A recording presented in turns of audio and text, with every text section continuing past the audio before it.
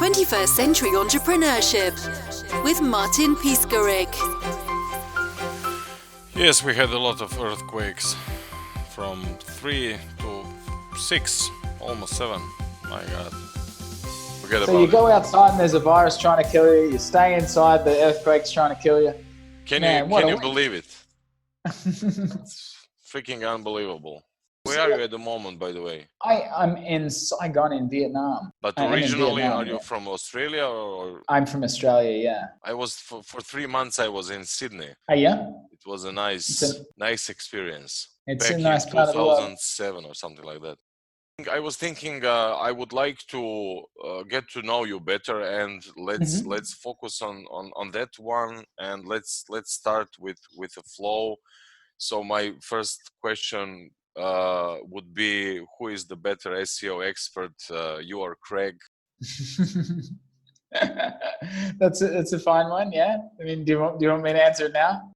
I would say hands down, Craig. You don't want me SEO on your website. I'd just break it or do something stupid. I know enough to talk the talk and act dangerous, but we have an elite team that actually does the work. Like the fundamental principles of SEO are really simple. Like you find the keywords your potential customers search for, set your title tags, your content, so that Google understands that you're the answer to that person's query, and then they put them in front of it. Then they put your website in front of where that person's looking. Then it's up to you to call them to action to go and buy stuff. That's the fundamentals. That's easy to understand. I can talk about that. Implementing it is a whole different story.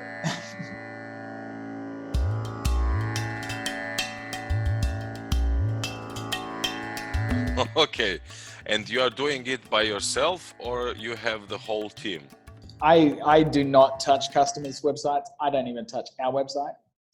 I write copy. I talk to customers. I do lead generation. I do sales. We've got quite a big team of people here in the office. Plus, we have a lot of remote people. Plus, we have a lot of contractors that work with us as well. And they're experts in what they do.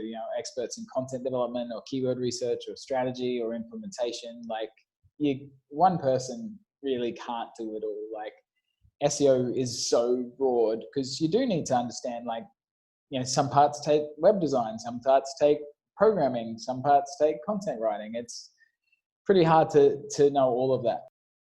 What's your business model? Are they paid by hour, or do you have some full-time job employees? Or so our staff work on a few varieties. Some work on profit share, some work paid on a day rate, some work on an hourly rate, some work on a per project based.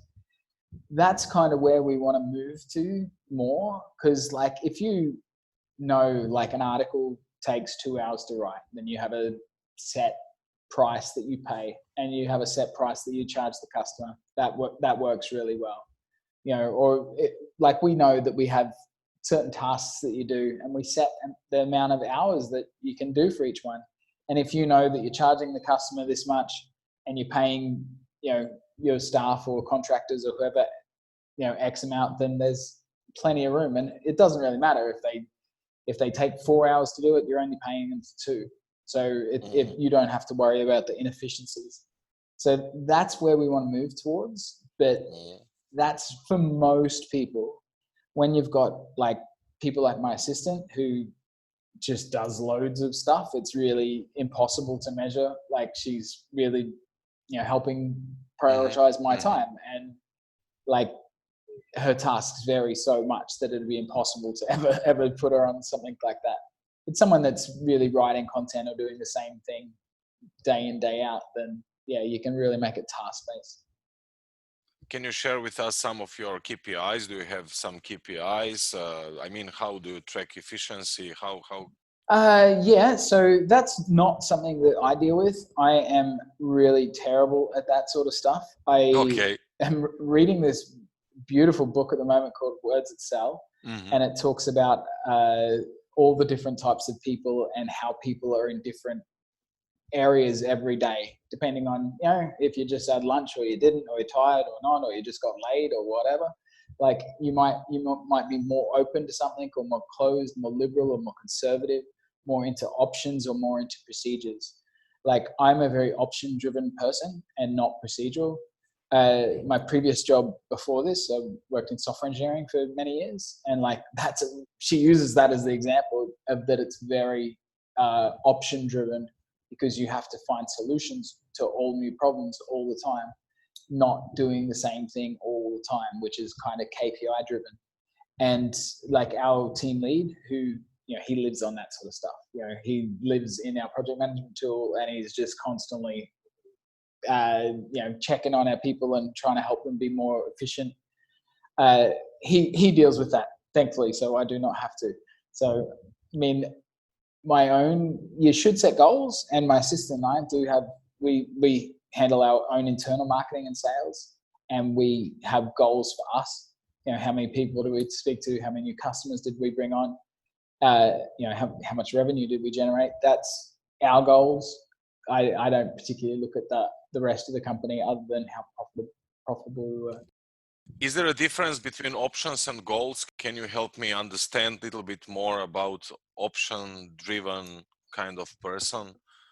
Yeah, so proceed. What she means in this book, and it's a textbook. It's so thick, and it's very difficult to read, but it's fabulous. She talks about all of the different things, like optional or procedural, and then how you can ask people questions to determine what mode they're currently in, and how you can use that for both management, recruitment, and for sales.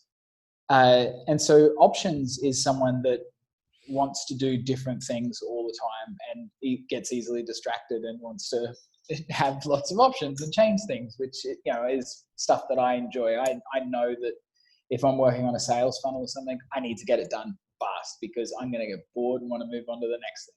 And so I write it out as quickly as I can, get off my assistant, and then move on to the next thing, and it works great. Where she is very procedural. She loves to write out SOPs. She likes to take a sales funnel that I've developed and work with our team to get it posted, and write the content, get the emails done, and all of the following the procedure. And even when we follow procedures like that, we try and get the most junior person on the team to do it, so that the more senior people can do more senior and complex tasks. And so that's kind of the difference between options and a procedural type person. So you find a kind of balance between your two completely different characters and goals and focuses. Okay. Yeah, I mean that's what the whole book is about, to try and analyze where you stand and where people stand. I mean, I'm reading it particularly for a sales point of view. Like, they often say that people are more afraid of losing $100 than they are winning $100. Like generally, if you walked up to someone on the street and said, "Hey, I'll flip you a coin for $100," they'd say no, because they don't want to lose that $100. Like if you even move the odds to like $50 versus $100, they're probably still not going to take it until you hit the right number, like $1 versus 100. Then they're sure, why not? So most people are more afraid of losing than winning. And in a sales context, you need to understand that, right? What's their urge? Because especially in a product like SEO, right, is we help businesses grow and help people get more money. Are they motivated by greed that they want to grow their business, or are they motivated by fear that they need customers so that they're not going to go out of business? And if you can determine which one that is, you can talk more about that and talk more to their needs. So it's a nice way to understand where someone is. I mean, the author of the book, she uses it in the context. If you want someone to come with you, if you want to be a good leader, you need to go to where they are first. And then, like you need to take your bus to their bus stop, pick them up, and then take them for the ride. Like they're not where you are. So you can't just start speaking like how you are. You need to go and pick them up first.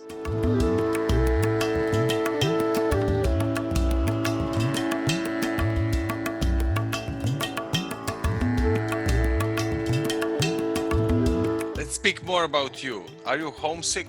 I am home. I live in Saigon in Vietnam. Okay, good answer. I mean,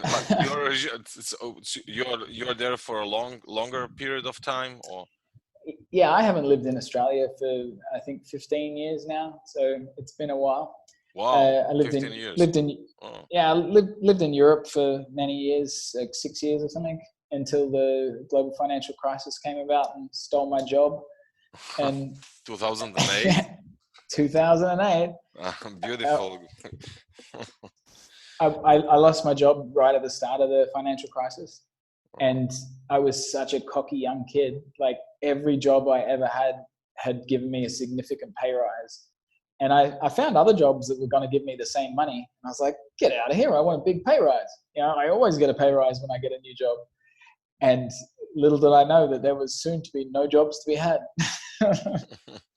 And what about the new situation we have globally?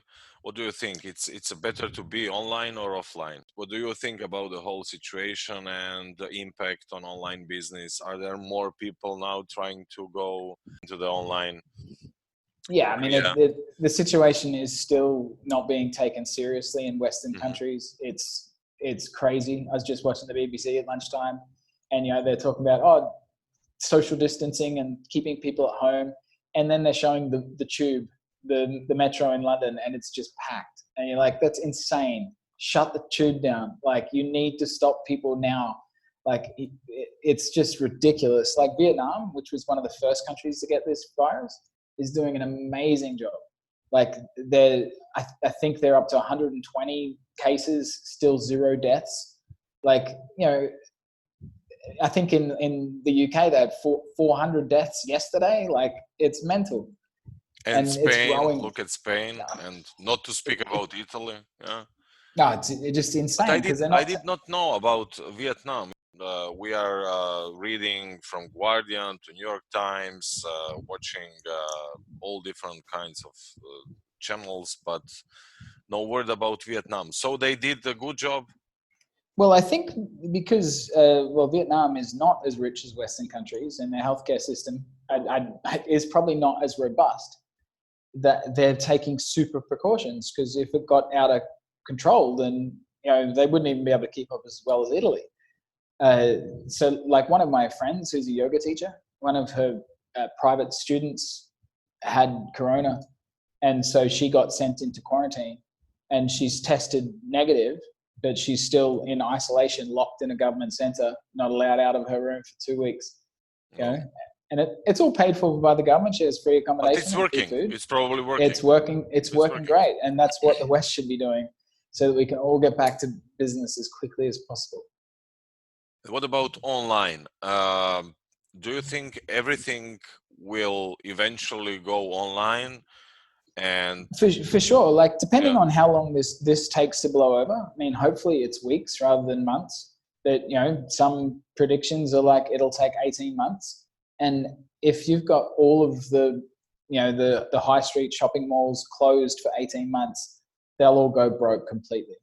But within months, people will start to, their buying habits will just move online. Everyone will get used to having everything delivered. Like, that's how you work in Asia anyway. You get food online, you get everything delivered. There's motos dropping around all over the place that just dropping off things. Asians just like to sit at home. So I mean, this can really, it's going to change the world, and it could usher in a new golden age for online shopping. Maybe it's not very ethically question, but do you expect your business to grow in the circumstances, or?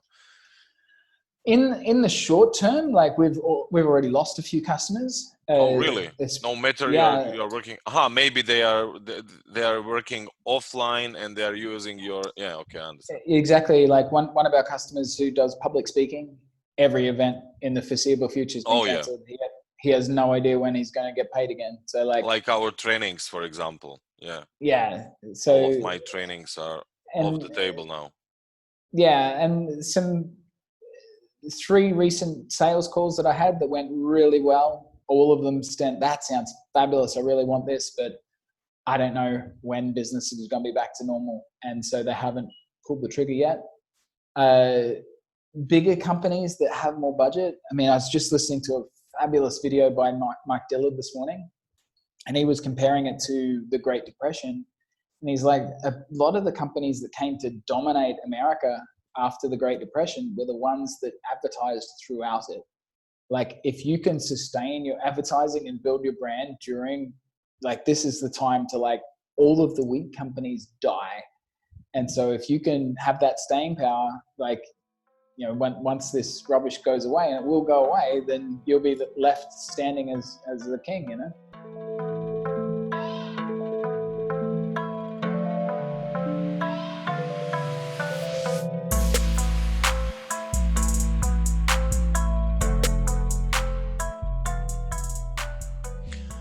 For people wanting to start working online, let's say in SEO, from the scratch, what do you think, what's the learning curve? Are there any tasks that people can learn in a matter of months? Or I mean, for sure, like you can, I'd focus on doing what you're good at. Like, don't go and take on a technical role if that's not what you enjoy. I mean, I'm a software engineer, so I am capable of doing web development and stuff like that, but it's not particularly what I enjoy these days. And I find my best time is spent on speaking with people, doing podcasts like this, or talking to clients, making sales calls. That's what I enjoy doing the most, and it's what brings in the most revenue. And so if that's what you like doing, learn sales. Like, with SEO, right? Most SEOs are geeks and they don't like talking to people. And so that's why they don't do client SEO. It's so really they hard need to a get. bridge between them and their expertise and clients. So most SEOs either work for an agency or they do affiliate SEO, where they sell other people's things because they can't get customers themselves. So if you are good at communications, man, like, selling SEO is like, it's not easy, but, you know, like, it's a hell of a lot of fun, and you get to add so much value to business owners. It's fabulous. But you need to probably learn something about SEO before starting selling there. I hope so, for sure. Absolutely. But I mean, like, you can, with good work ethic, you can learn anything. Like, I'm just looking over here at one of our team members who's probably listening to me talk about him. And, you know, he's been with us a couple months now and knew nothing about SEO when he started, but, you know, he's hardworking, and we've got great team leads that can train him and show him how to do stuff. And, you know, he really enjoys his work and is learning loads. So, like, there's always rooms for juniors to learn. Like, you know, so find a company that has, you know, really smart people, and they'll take you on. It's really more about your work ethic and finding something that's a good fit for your skills and what you enjoy doing. By the way, speaking about ethics, can you explain me, I don't understand the difference between black hat and white hat SEO. What does it even mean? Sure. So that's kind of an old term that's not so much used anymore. It's really manipulating Google's algorithm. You know, Google is an algorithm, and it looks for signals. And the more you manipulate it, the more black hat that is. There's no clear line between what's white hat. White hat is like what Google likes, and black hat is what Google doesn't like. There's no actual line in the sand that this is one and this is the other. But, like, you know, artificially tricking the algorithm is what black hat is meant by, and it's not a good idea. Like, Google's getting smarter and smarter each and every year. They have the best software engineers on the planet that are constantly working on their algorithm. And what they're always looking for is the same thing: the best websites with the best content that can provide the best answers. And if you do that, you'll do okay. Like, if you game the system, eventually you'll get found out and they'll smack you down. And, like, you should think long term. Like, if you're building a business, sure, it's great to make $1 million this year, but isn't it great to, like, build a business that freaking lasts and can support you forever? You know, and that's if you think that way about building a website, then it'll be a much better return in the long run.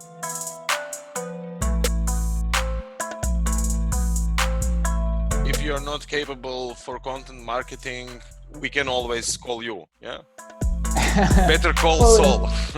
For sure. And I 100% believe in that. Like, there's a fabulous book by the author Mike Michalowicz. He's got 2 books that really changed my way of thinking about business. The first one called Profit First, which is like, business owners are always getting on, oh, like, how big's your business? How many staff do you have? Like, that's the important thing. No, it's how profitable are you? Because who gives a crap how many staff you have? The more staff you have, the more headaches you have. Same with revenue. It doesn't matter how much revenue you have. It's how profitable are you? And that's the bit that people don't want to share. And so if you really think about profits first, then it makes for a stable company. But his more recent book, Clockwork, is about how to run your business like a clockwork that is not revolved around you. It's how to remove yourself from it. And one of the big principles on that is that your business and everyone in it should be always sticking to your key role. So like, our business is doing SEO.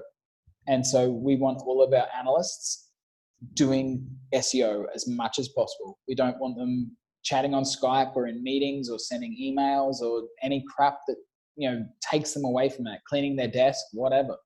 We want them servicing our customers and being focused on that. And so we do everything we can to not disturb them so that they can be doing that. And so if your core of your business is not SEO, then you shouldn't be doing it. We have an accountant to handle our accounts. We have a real estate agent to handle our real estate business. Like, it's like if you were hiring a lawyer, would you like a lawyer that is half good at lawyering and half good at ranking his own website? Or would you rather one that's just really good at lawyering and uses an agency? And when you start speaking with people, are there still some of them thinking they can cover everything by themselves?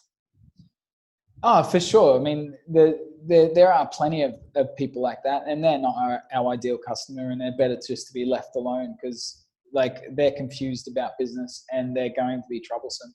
There's more customers out there, and we'd rather find them.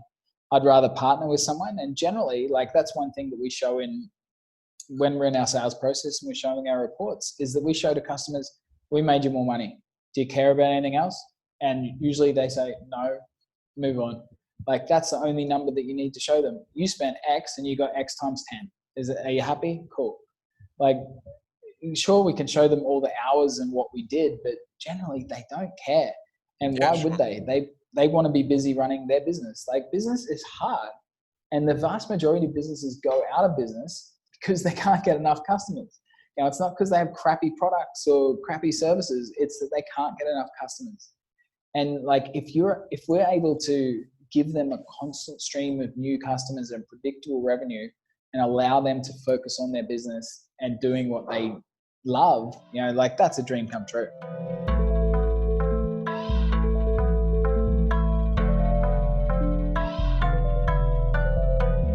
For how long are you in SEO? So after 2008, after the financial crisis, I grabbed my little money sack that I'd been saving up and went and traveled the world for a couple of years.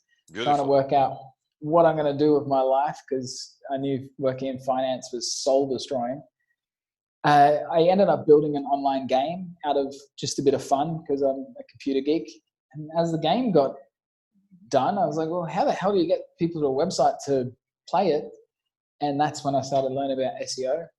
I discovered the secret of backlinks. I built some backlinks to my website and it ranked like crazy. And I was like, oh my God, I'm sitting on a gold mine here. I quickly ditched the game. I built a system to organize backlinks and went looking for customers. And who needs backlinks more than anyone is SEO companies. And so they became our customers, and still today a lot of our customer base is SEO companies that buy backlinks from us. So more than 10 years now. Something like that. Around 10 years. Is it still your passion? I mean, after 10 years of SEO and SEO and SEO, okay, is it a business as usual? Is it your passion? Do you have some other things you are doing in your life? SEO has changed dramatically over the time that I've been in the field. Like, it's more difficult, more competitive, more valuable each and every year. As more and more people get online, it becomes more valuable, and the more valuable something is, the more people work at it. I'm not particularly passionate about the ins and outs of the technical SEO, which is why I don't do it. I am really passionate about helping business owners understand SEO and that it is the best way to grow their business, and educating business owners on that and helping them. You know, some passions of mine are trying to make the world a better place, and I love working with business owners that do that. And you know, if I'm able to empower them, like, you know, one of the organizations we work with is a plant-based food relief organization that, you know, feeds starving people, and it's like, that's a real necessity. And you know, we're able to help them have better reach and help more people, and you know, that's super awesome to be able to do that. So yeah, I mean, I'm real passionate about that, but really passionate about working with anyone that is passionate about their business, because people get into business because they love what they do, and that makes the world a better place. You know, as long as they're not, you know, selling some scammy crap just to make money, which most businesses aren't, then, you know, it's fabulous to work with them and help them on their way. But can you please define working with them? I mean, as a coach, as a mentor, as a consultant, everything? Yeah, so it is a little bit of everything. We constantly evaluate their marketing to look at what's the quickest way for us to make them more money and get them more exposure. Like one of our customers that does, they sell fancy dog coats. So like they on their website, they have some dog coats that are like $1,500. I'm like, man, who is spending that much money on a dog? But some people. And I was looking at their website the other day, and you know, I noticed that they get a lot of their money from their newsletter, like, because their newsletter is past customers, and so they're sending them updates and they're buying a lot of stuff. And I was like, well, you don't have a lead magnet to get new subscribers onto your newsletter, which would, you know, really having a nice lead magnet of like five things your dog thinks about when you're away, you know, just a fun little lead magnet like that. It's going to have a way better conversion rate than, you know, someone coming to your website with cold traffic and buying something. And yeah, I mean, I have to educate them on that. You know, what's a lead magnet? Why is that important? You know, how do we know how much revenue they're generating from SEO traffic versus their newsletter? You know, and it is fun educating them, and then, well, getting their okay to let us go and implement that. 21st Century Entrepreneurship with Martin Piskarik. Do you pick up your customers? Is it about energy? Is it, I mean, making more money? Is it just about money, or? Well, I mean, not particularly. Like, you know, like even that customer, like, I'm not that passionate about dog coats. It doesn't really interest me. My dog is sitting on the floor just over here, sleeping under a chair. And My dog is sleeping down there, yeah, as well. She's a beautiful dog, but she doesn't have a coat. I'm not that into buying her coats, you know. But those two customers, they love dogs. I mean, they just gibber stuff all the time about it. You can see how passionate they are about it. And that's all of what their customers are like, you know, people that sit around at a tea party and talk about dogs for hours. And that makes them happy. It makes their customers happy. And, you know, I'm happy to help them make more people happy. You know, so like, I think that's still a good business, even though it's not a product that I find valuable. Like, yeah, their customers certainly do. I can understand that. So what's your daily routine, Kris? My daily routine, I get up around 5:30. I take my dog for a walk along the canal nearby. I listen to something inspiring, usually some sales book or marketing book. If I'm being very disciplined, I'll meditate before I get into work at 6:30. If I'm for how long? Being lazy, just like a 10-minute meditation, okay. Very short, but quite often I have a sales call booked. 10 minutes enough, more than enough. Yeah, quite often I'll have a sales call booked at like 6:30, so I get straight in the office and have a call, because we're the opposite time zone of the US. So usually I'm having calls early morning and late at night. But yeah, then I smash into work from 6:30 till about midday, then go have lunch, and I'll either have midday yoga if I've got an evening sales call, or I'll have evening yoga if I don't. And that's it. And that's it. Rinse and repeat. Okay. And are you a social kind of person? I mean, do you go out with your friends, or do you prefer reading a book? Take some. Yeah, I mean, I used to be really extroverted, like especially when I worked in finance. I used to be out like every night of the week. But I think I do, like I'm a really strong yoga practitioner, and it's very reflective on the inside. And I think that does make me much more of an introvert, because you're not so reactive to external influences. But also I spend my days on calls like this. And by the evening, I'm like, I don't want to talk to anyone. I haven't been out and seen anyone all day, but I don't want to talk to anyone. I absolutely understand and agree.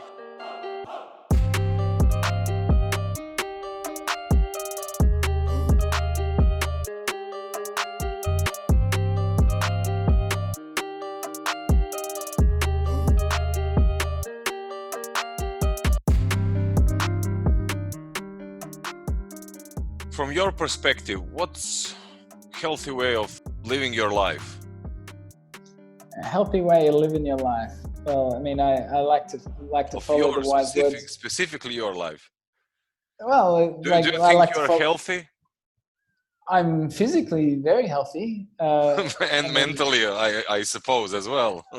I'm mentally quite strong. Yeah. I'd like to think I can take a beating. I mean, you look great, and you sound great. Thank you, sir. But yeah, I mean, like, I like to follow the Buddha's advice and try and follow the middle way. Try and not have outside influences affect you too much. A limit desire. You know, I actually, one other of my daily habits is every morning before I leave the house is I read The Daily Stoic by Ryan Holiday, which is the best book in the world. Every day it has a bit of Stoic wisdom, and today's was about like desire. Really, it's like, you know, if you're seeking riches, you know, like you're always have that pain of the desire, where if you desire what you already have, then you're already rich, you know. And it's the elimination of desire, and that's the source of all pain and suffering. What's your driving force? My driving force, that is a tricky question. It's certainly not to make money. I like to make tricky questions. I mean, I want to learn more about you, you know, because you're some kind of role model, especially for young people just starting with their business and looking for a good SEO. Yeah, I mean, it's certainly not to make money. Like, you know, I don't want for things. I don't wish to buy a Ferrari. You know, I ride a push bike around. Like, I'm a very minimalist kind of person.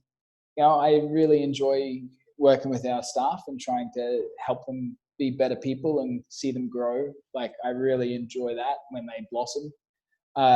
You know, and I love helping our customers grow. Like, that's the nice thing. And, you know, helping everyone have a good life. Like, that's what I want to help more of. Like, you know, if I left a legacy on this world, it'd be nice to like teach people to live a better life. Like, one of my friends today, I just saw that she's just started yoga, and she's like, man, this is life-changing. I'm like, been telling you that for years. Yeah. If everyone practiced yoga, like, then, you know, the world would have a hell of a lot less problems. But, you know, like, it's hard to educate everyone on that. Okay, Kris, that's about others. What about you? Well, I certainly like to practice a lot too, because it reminds me to keep my ego in check, keep me grounded, like, I understand that there is, you know, well, like, so like asana practice, which is the physical incarnation of yoga. Like, it's nice to have a challenging asana practice, one, because it quietens your mind, but two, that it stresses your body and prepares you for when times are tough. And like, when you practice that toughness and that mental toughness every day, when you have a big baddie like the coronavirus that comes to town, you hopefully have the mental faculty to deal with that. And like I lost my nerve a little bit a few days ago. I think I was kind of a bit panicking, but I really think I've reassessed, and like I think this can be a really good opportunity for us to even improve our processes. I know it's going to hurt and it's going to be hard and it's going to suck for everyone, and who knows to what degree, but us as a company, I think we'll get stronger from it. We might lose some people, but the ones that we keep will be the best ones.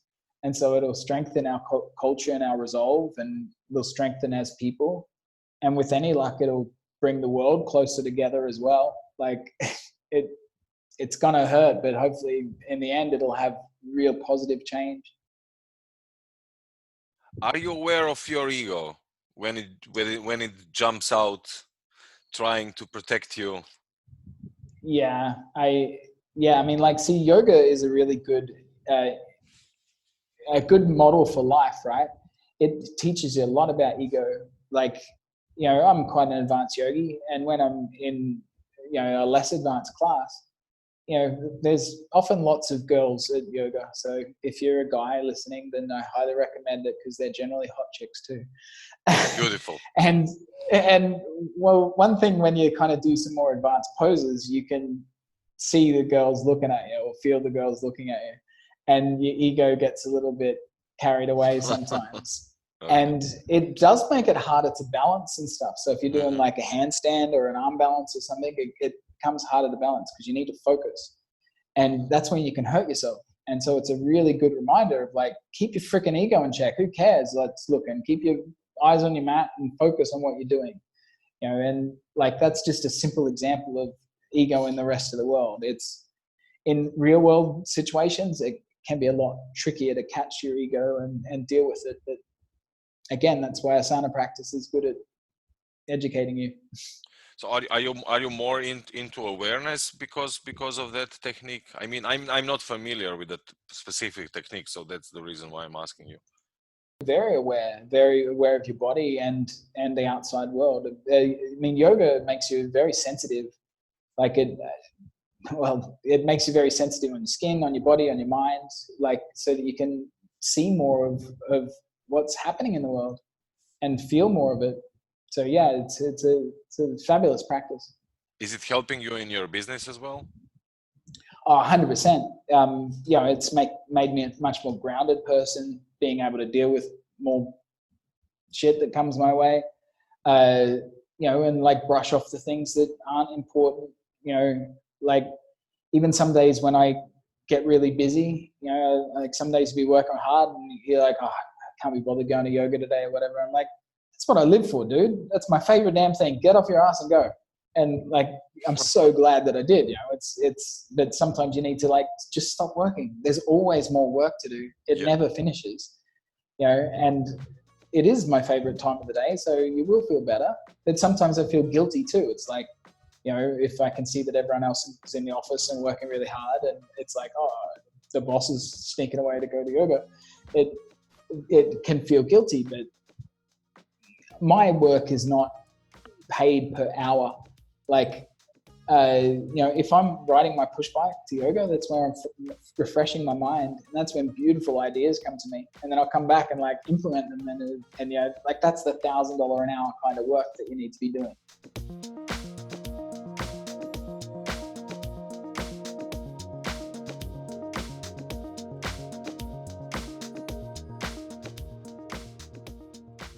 Are you afraid sometimes?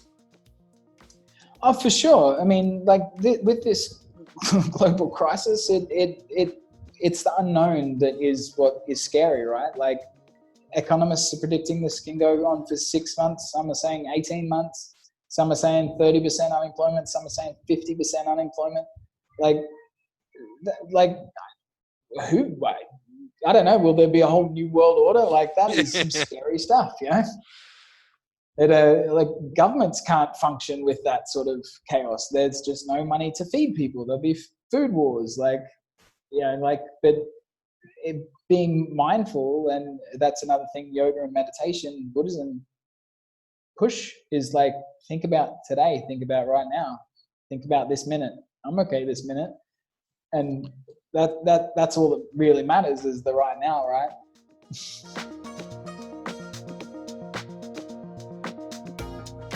All of that, basically your mindset, does it influence the way you are approaching and dealing with your clients?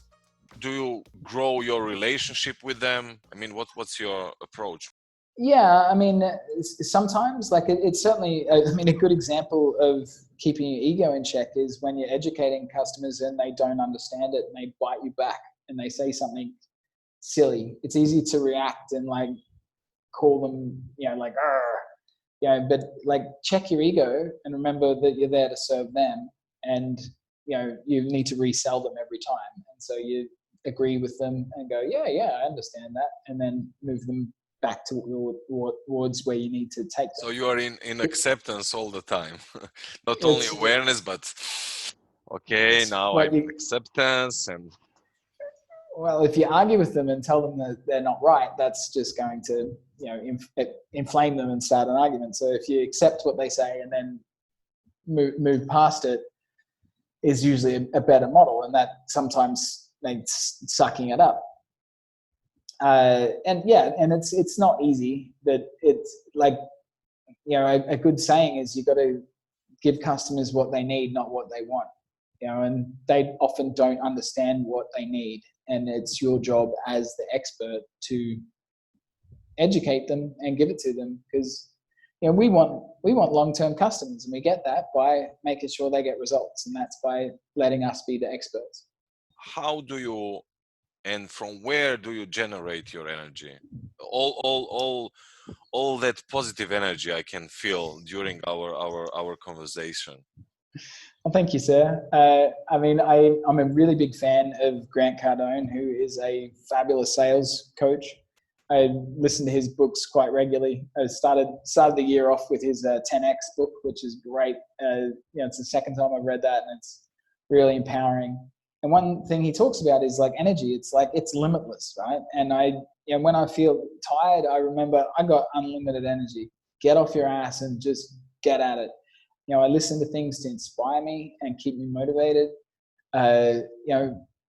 Some people get down. Sometimes I try not to. I try and deal with whatever's getting me down, and get some exercise and move forward. And like, especially because I work in sales and I do marketing, and it comes out in your copy when you're writing. You need to be happy. You need to be positive. You need to be believing in what you say. Otherwise, it's just not going to work.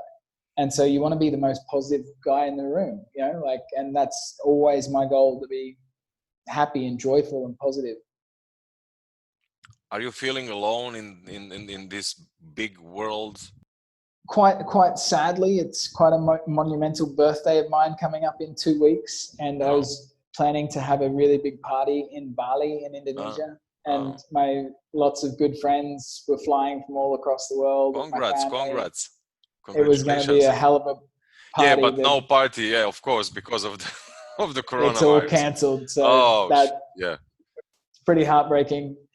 I mean, I have some really great friends. I don't get to see them all that often. I've lived in 10 countries now, and so I have friends scattered all over the world. I'm picking up some in Vietnam, but it does take time. I haven't been here that long.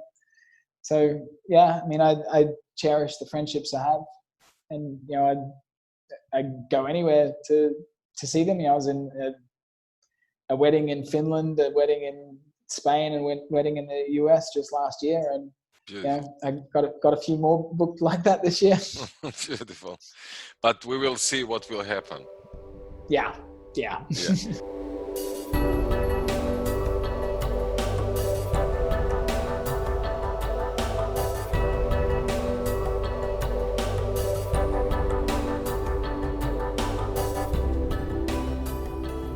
Regarding Vietnam, is it a different culture? I mean, of course it is.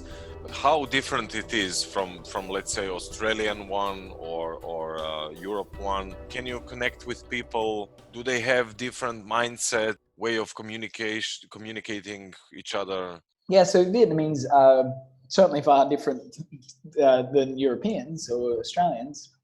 They're much more like Chinese. Vietnam was part of China for a gazillion years.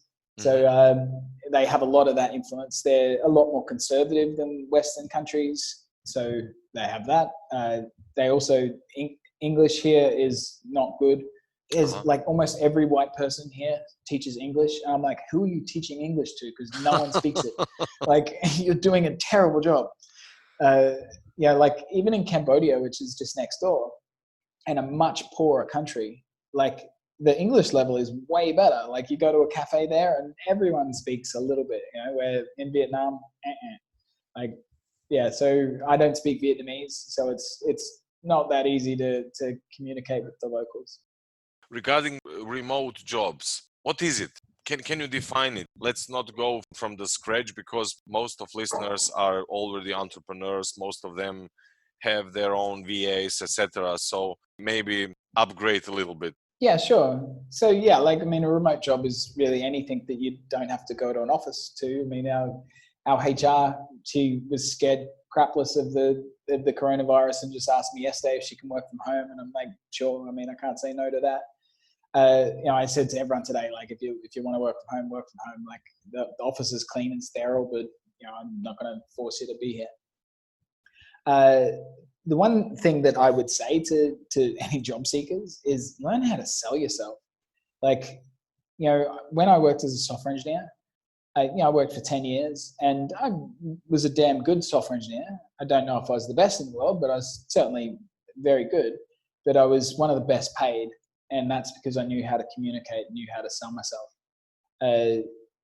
Thankfully, my first job out of university was I worked for the largest consultancy in the Southern Hemisphere.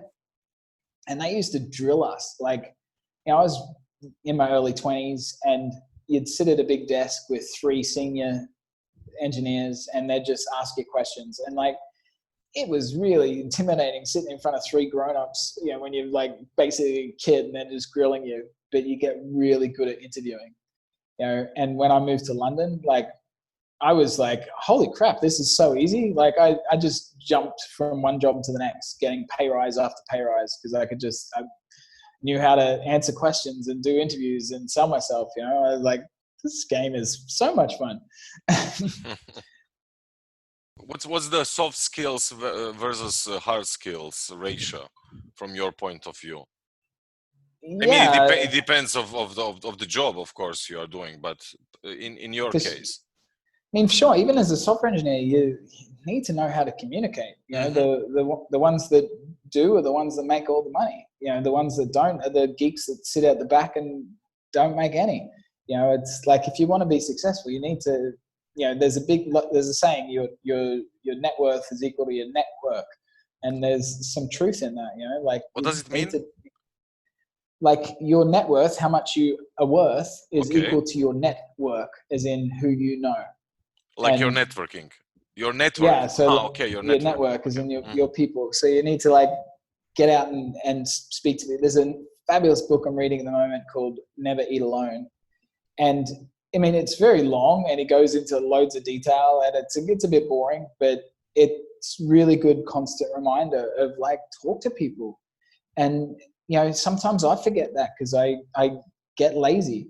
Like being on podcasts like this is really valuable for me. It gives really good exposure. Recently we've had a few podcasts that I've been on. The podcaster has become a customer. It's fantastic.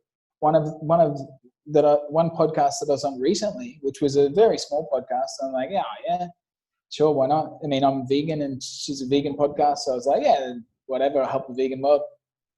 She introduced me to a New York Times best-selling author that is now a customer. It's like, yeah, that was certainly worth an hour of my time. Like, so like chatting to people and helping them, and you don't go in it trying to get something from them. Go in there, help people, and good stuff happens. even just helping people, it makes you happy and it makes the world a better place. It's like, if that's the only thing you get out of it, then, well, happy days.